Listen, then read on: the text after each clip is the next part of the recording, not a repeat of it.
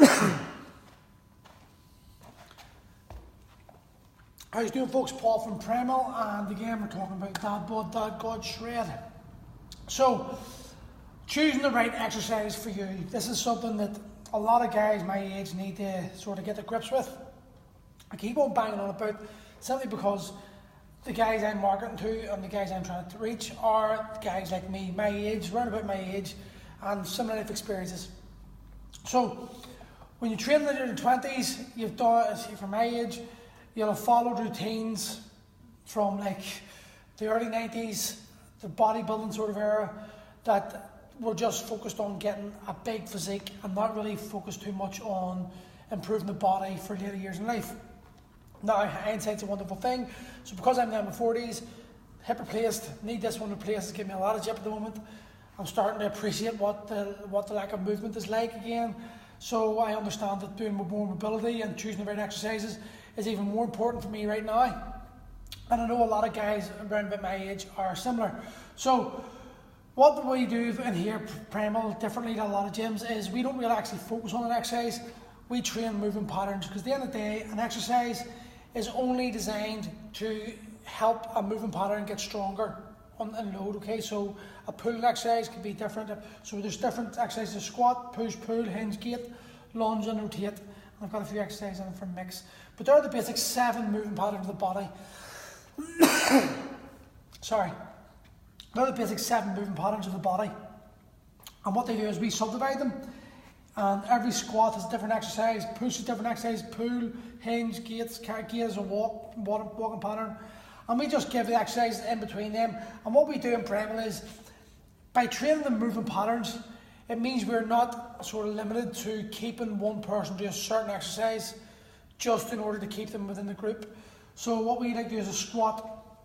For example, squat, you've got a body weight, you've got a goblet squat, an offset squat, a rack squat, front squat, back squat, sissy squat, hack squat, split squat, and Bulgarian split squats. There's a few different squats. What we can do is we can take a group of 10, 12, 15 guys, and every one of them have different abilities, but we can still train the squat pattern. If we're doing squat day, we can still train the squat pattern and allow every single one of them to gain abilities and strength, as well as focus on mobility through choosing the correct exercise for them to train a squat. Same as push. The push can be subdivided to horizontal and vertical, but you've got bench, dumbbell bench press, shoulder press, dumbbell shoulder press, kettlebell shoulder press, seesaw press, rotational press, push-ups, and all the variants that go into push-ups are just too many to include here. So, what we do here is we can go basic right down to like a push-up position plank, which would be your first like sort of support, shoulder support exercise you could do, right up to heavy dumbbell bench press, barbell bench pressing. But what we do is we can choose the push exercise to suit your abilities and include you in the next group. And the same goes for pull-ups, or for pull, bent over row, dumbbell bent over rows, seesaw bent over rows, pendulum rows, kettlebell rows, pull-ups, chin-ups, inverted rows, single arm, inverted rows, T's, Y's and I's. It gives us a multitude of choices to go through, so every single person, no matter what ability, no matter what level, they can do an exercise that is going to improve them, and that's the only goal. This is something everyone gets caught up on. I'm not lifting the same weight as them, or I'm doing a different exercise than them, therefore I'm not good enough, or I'm not as good. The reality is, it doesn't matter. What we're trying to do, the message we're trying to get the guys out there is, your only focus is yourself. You're trying to improve yourself. So by focusing on what other people are doing, or your inability to do a certain exercise, or maybe the coach says that this exercise is better for you at this current time, it gives you the option to do that. If you decide not to take that advice and go to something else and get injured, that's your problem. But then like I said yesterday, we're always trying to get people to focus on at least a year-long training system instead of just like a 3-month thing.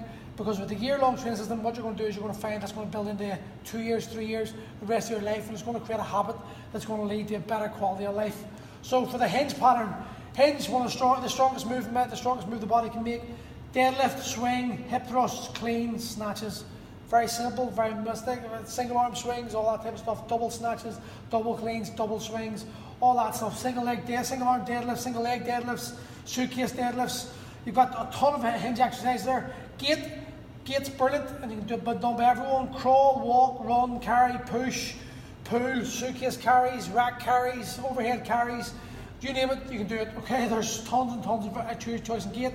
Lunge, backside, forward and walking, and rotate. You've got Russian twists, you've got punching and kicking, mace belt 360s and 10-2s, which we're massive about. Indian clubs, Bulgarian bag work, you've got K-weight wood chops, you've got weighted wood chops, you've got all tons of different exercises. And then in mixing, you've got like rotational press, you've got SATs press, bent press, windmills, stuff like that you can do with kettlebells that are brilliant for that. They sort of mix in rotation and squatting and pressing all in one, so the body's working in one unison. And this is what we're big on in Primal. It's trying to get the body to work the way the body's meant to work. So we try to avoid isolation.